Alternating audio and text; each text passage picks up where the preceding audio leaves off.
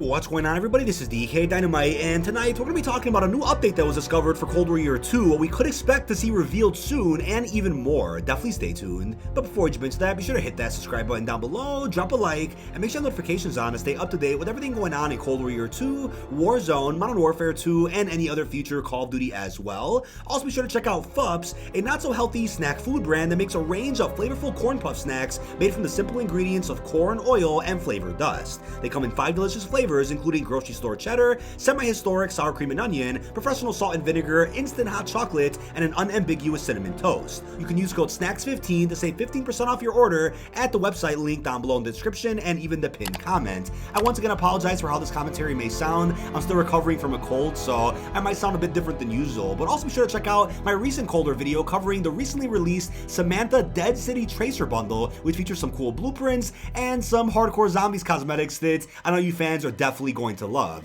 That video is also linked down below. But as we were podcasting Bombshell episode 46 the other day, while we were on topic of the upcoming patch that we're expecting for Cold War Year 2, probably during Season 3 Reloaded at some point or Season 4, PlayStation Sides went ahead and reported on a new update that was found and added to the database. And what's funny enough is that typically these updates pop up in the database like towards the end of a week and they become installable on like a Monday or Tuesday. So in the next couple of days, definitely expect the usual suspects on Twitter to dive through this patch and find some spicy material for Black Ops Cold War as we know it. Now, if you guys are a fan of PlayStation Size, then you're probably sad about this news, which I actually missed on April 5th, unfortunately, but as he wrote, a few months ago, PlayStation closed the way for finding PS4 sizes, and unfortunately, since last week, PS5 are also closed, so we can't find sizes anymore, at least until we find a new way, if that exists. So as of now, he's able to still report on when an update gets added to the database, but can't exactly report on the size of said updates, and now it impacts the overall game size of whatever title he's talking about. But still, be sure to show him some love over on Twitter. His link is also down below in the description. Now, there is a possibility that this upcoming patch for Cold War might just be them adding Modern Warfare 2 to the in-game store on Cold War. Considering Cold War is still getting updates,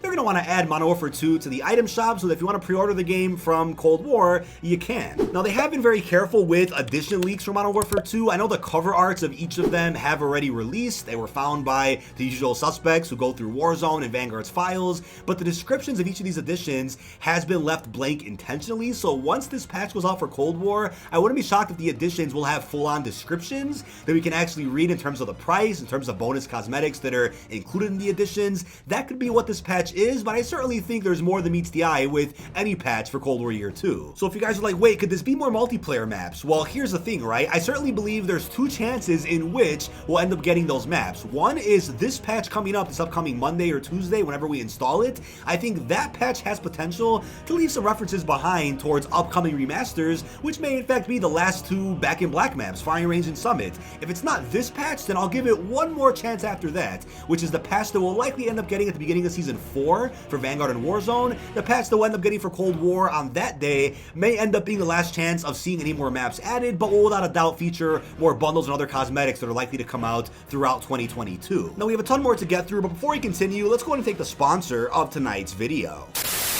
Now, tonight's video is sponsored by Sizzle.gg. Sizzle.gg is a website where you can download free, automatic, action-packed highlights of your Twitch and YouTube streams. No software is required. Sizzle.gg saves you money and time by automatically picking the best parts of your streams, turning them into clips and compilations for games such as Apex Legends, Fortnite, Call of Duty Warzone, League of Legends, Rainbow Six Siege, and FIFA 22, with many more games coming your way on a regular basis. Sizzle.gg allows you to get your highlights in compilation and individual clip form. Not only that, but you can also directly upload your best moments to Twitter and TikTok from Sizzle.gg in a few clicks. With the new filtering options, you can now easily find your favorite clips using unique filters for each game, such as kills, headshots, knockdowns, sniper kills, victories, and much more. If this sounds interesting to you, be sure to click on the link down below in this video's description or the pinned comment, and thank you to Sizzle.gg for sponsoring tonight's video. Now, the last patch that we got for Cold War added in the final version of Jungle along with some other bundles, and this patch coming up on Monday is definitely gonna answer some more questions as to what else we could expect for the remainder of this year. But don't forget, Armada and Satellite have disappeared from public matchmaking in Cold War multiplayer as WMD and Jungle were added in. So it's almost like for some reason there's a restriction to only have 25 plus maps as playable for these particular game modes, TDM, Domination, whatever the case is. So if we end up getting Fire Range and Summit, what other 2 maps would you guys want to see removed to make that work? I would personally vote on Cartel or Checkmate, the least played maps for pretty much everybody in Cold War in my opinion. I think that would be fair. Now, if they had it my way, I would say, look, let's not get rid of any of the maps and just keep adding more to them, but maybe there is a restriction on how many they can have in a certain playlist or how many they want in a certain playlist to ensure that every map gets played almost equally. I'm not sure what the reason could be behind that, but they still have yet to acknowledge that those 2 maps have disappeared. But as I covered a couple of days ago, we have a new bundle schedule for upcoming Cold War content, and we do have the Dead City Samantha pack, which already came out, followed by the Kitsune Tracer bundle coming out on June 17th. Other than that, we have no other release dates for upcoming bundles in this game. However, for some reason, some new Cold War content was added to the Warzone files in case you missed it. We have one bundle for Mason featuring a Ravenov-like outfit that Mason's gonna wear, but I'm not sure when this could come out considering it's very Soviet and Russian themed, which is the reason why Ravenov is apparently on hold or canceled. So not sure what's going on with this, but we also have a Jack the Ripper themed stone bundle coming out. So neither of these bundles have any cover art or bundle artwork that we can look at now. We only have the actual items from those bundles, or some of them at least, featured for some reason in Warzone right now and were obtainable by the usual suspects. But we can definitely guarantee the upcoming patch of this Monday or Tuesday, whatever day it is, will end up having some more answers as to what's going on with the Mason and Stone bundle coming out, and hopefully, my fingers are crossed that hopefully we end up getting some answers as to what's going on with the proposed Ravenov bundle that's just on hold right now, featuring the Scythe melee weapon, as well as the Stockpile pack featuring 2 bundles, RGB Striker and the Beachside Bullets Reactive. So it's like I said in that video, it's essentially guaranteed we're going to get a new patch for Cold War, whether it's the one this upcoming week or one during Season 4 that provides us with all of the extra details about the upcoming bundles and hopefully even some more multiplayer maps. Now, it was brought to my attention on the podcast that there actually isn't a way to get your hands on Mason right now if you missed out on the Season 6 Battle Pass. And that has me thinking, I'm like, look, there just has to be another Mason bundle at some point in the future, whether it's this Reznov looking one, which may get canceled because of the Soviet theme, or another one, because usually with any operators that are locked behind Battle Passes, there still are bundles released that feature another look of that character so that you can play as that character in some way, shape, or form. So that's guaranteed. So something related to Mason is coming out relatively soon, and I can't wait to see what it is. But correct me if I'm wrong down below, we also don't have any vault packs for seasons 4 through 6, or at least seasons 5 through 6. I know we got one for at least seasons 1 through 3, so I think at some point this summer we'll also end up getting some new vault packs to kind of wrap Cold War around with the bow tie and ensure that everybody out there who missed out on previous battle passes or bundles can get their hands on some of those skins through these vault packs of some sort. Now, in regards to new weapons potentially coming to Cold War, it's unclear if the Vargo, the UGR, or the Scythe are the final weapons in year 2, but here's the thing, right? We haven't gotten new weapons added to these following classes in a while, right? Attack rifle, an LMG, even a pistol. Not sure about a shotgun considering we got the Ironhide in Season 6, and I'm not really a fan of shotguns, so hopefully we don't get more of those. And the Swiss was the last sniper that got added, but sniping is way too OP in this game, and it's very frustrating to go up against, so hopefully we don't get any more snipers. Sorry to those out there that are hardcore snipers watching this video.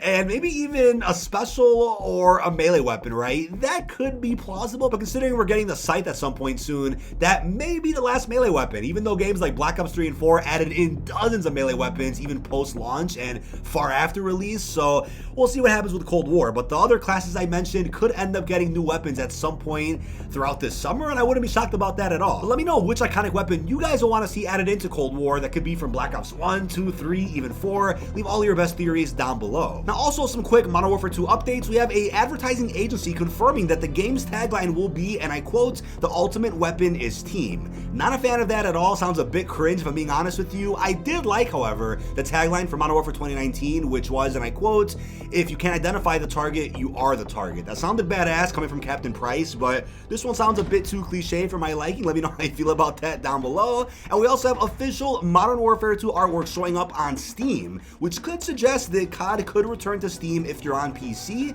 However, I shall remind you that there are other games out there, coming from EA even, that are marketed and advertised on Steam, but upon trying to load up up the game, it'll open up your Battle.net launcher or whatever else, wherever else the game comes from. So keep in mind, the games could be advertised on Steam but aren't playable through the Steam client. Hopefully that makes things clear, but I'll keep you guys posted on anything else that develops on this story. Now also be sure to check out my previous video from yesterday talking about an exclusive edition of Modern Warfare 2 featuring a PSVR 2 expansion. Now we did get the actual leak schedule for the State of Play event happening on June 2nd, and in the schedule you could see a PSVR 2 overview plus a Modern Warfare 2 plus PlayStation VR 2 announcement. So I'll of course be streaming the State of Play regardless of the COD reveal. I'll be streaming it on the channel on June 2nd. Hope to see you guys there for a live reaction with all of you guys out there. Now I still give Treyarch credit for somehow not cutting off pieces of the Fireteam maps and throwing those into regular 6v6 multiplayer. I mean, they kind of did that with Combined Arms. We have Crossroads Strike, Armada Strike, which played pretty well in the game. Rest in peace to Armada though.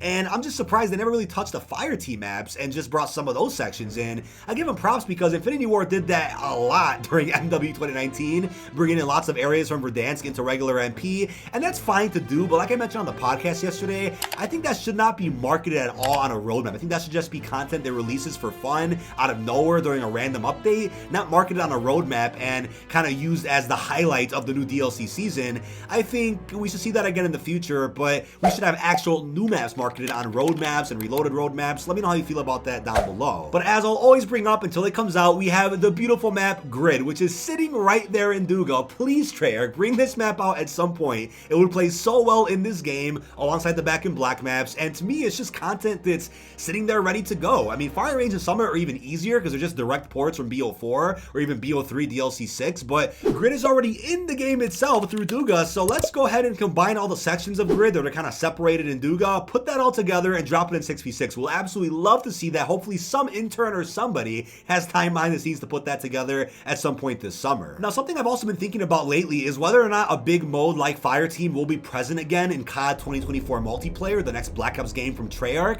I don't know how successful Fireteam really was to warrant doing a mode like this again. I feel like it did do pretty well in terms of player count for the first couple of seasons, but after they stopped updating it, after like season 3 Reloaded, season 4, I feel like less people started playing it. I can still find the game very easily. I just search and I'll wait like 30 seconds and get a lobby. I don't have a problem with finding lobbies on PS5 with crossplay on, but I also think because of the success of Warzone, it almost limited the potential popularity Fireteam could have had because people out there were playing it expecting it to be just like Warzone when it's not trying to be. It's really trying to be Blackout 2.0 with some extra Warzone mechanics that make it even smoother. But I certainly don't have a problem with Treyarch doing a mode like Fireteam again and then combining all the sections into one giant BR experience. I still have hope for a Blackout 2.0 of sorts, and maybe what we could get in the next couple of years is Treyarch doing a Fireteam like mode again with maybe 4 or 5 different maps, and then combine all of those maps and throw that giant experience into Warzone 2 as a BR experience exclusively from Treyarch. Would love to see that, and I think that would actually make sense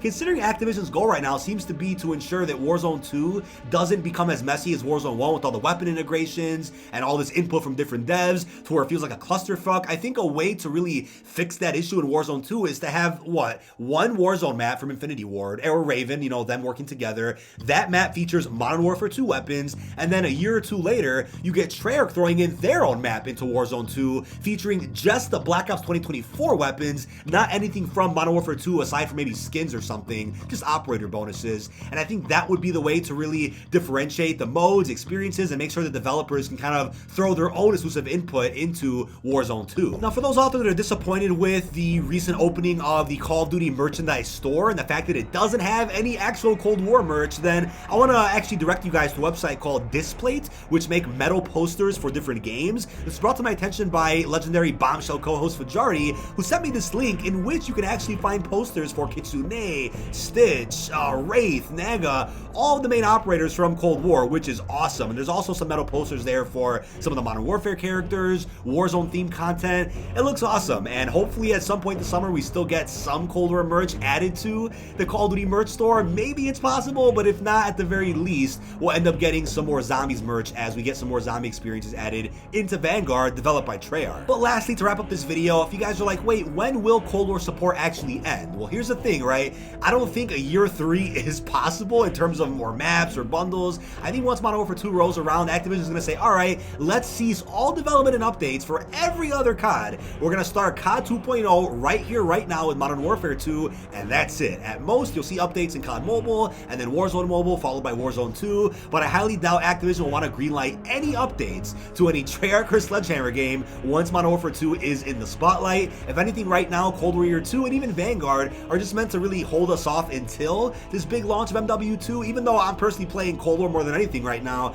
I still think that once we're getting close to the release of Modern Warfare 2, we'll probably start seeing some of the final bundles or updates added into Cold War, and then that'll be it. I mean, in all honesty, I didn't expect Cold War to get as much content as we've gotten over the past couple of months. I made what I thought was going to be one of my final Cold War videos back during like, what, November or December when Vanguard had just come out, and I'm like, alright guys, here's some of the final bundles for the game. I think that's going to be it. And all of a sudden, New Year's hits, and we have all this new content added to the database for Cold War, maps, bundles, weapons. I'm happy for that. I'm grateful that we can still stay busy covering one of my favorite Call of Duties of all time, and what is arguably one of the most popular CODs in the past 5 years. But that is about it. This has been dkdynamite. Leave our thoughts down below in the comment section. What are your thoughts on the brand new update that was discovered for Cold War Year 2? What do you think is in the patch? And what are your thoughts on the possibilities of seeing even more weapons added to some of those weapon classes which haven't gotten much love in a while? I really hope you've enjoyed, and peace out, everybody.